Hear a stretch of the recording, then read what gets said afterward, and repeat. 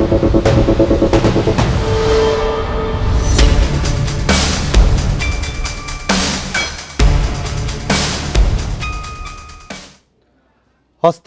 ৩ বছর পার হলেও আলোর মুখ দেখেনি সিরাজগঞ্জের কামারখন্দ উপজেলার চৌবাড়ি ২০ শয্যার হাসপাতাল। ১৬ কোটি টাকায় নির্মিত হাসপাতালে লোকবল কম, এই সুযোগে চুরি হচ্ছে মূল্যবান সরঞ্জাম। স্বাস্থ্য বিভাগের এখানকার কর্মকর্তারা বলছেন, প্রয়োজন ছাড়াই ভবনটি নির্মাণ করেছিল বিগত সরকার।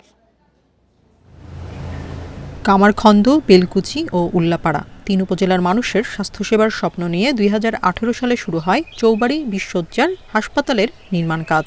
৩ একর জমিতে ১৬ কোটি টাকা ব্যয় তৈরি হয় দোতলা ভবন। কাজ শেষ হয় ২০২২ সালে।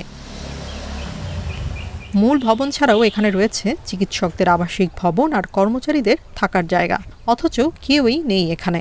ঝোপঝাড়ের ঢাকা চত্বরে এখন ভুতুড়ে পরিবেশ। চুরি হয়ে গেছে বৈদ্যুতিক তার সহ অনেক সরঞ্জাম, ধুলো জমেছে অপারেশন থিয়েটার সহ সব জায়গায়। এই হসপিটালটাও অনেকদিন ধরে করা হয়েছে, কিন্তু চালু করতেছে না হসপিটালটা। তো আমরা চাই এটা দ্রুত চালু হোক, হয়ে সেবা দেখ, সবার জন্য এটা সুবিধা হবে। করছে, চালু হলে আমরা সেবা পাই, এরা আমাদের উপকার হবে। এই অচলাবস্থার জন্য বিগত সরকারকে দায়ী করছে বর্তমান স্বাস্থ্য প্রশাসন। 10 বেড 20 বেড যেগুলো করা হয়েছে বেশিরভাগই আসলে চালু করা হয়নি।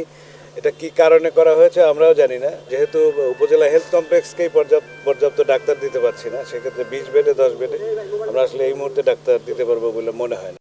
ভবন নির্মাণের নামে অর্থ লোপাট হয়েছে বলে অভিযোগ করেছেন স্বাস্থ্য উপদেষ্টা। স্থাপনা করেছেন, টাকা মেরে নিয়ে চলে গেছেন বিদেশে।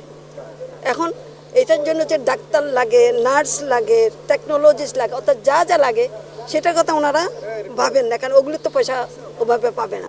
আপাতত এই হাসপাতালটি চালুর পরিকল্পনা নেই স্বাস্থ্য বিভাগের। ভবিষ্যতেও এটি আলোর মুখ দেখবে কিনা তা নিয়ে অনিশ্চয়তা কাটছে না।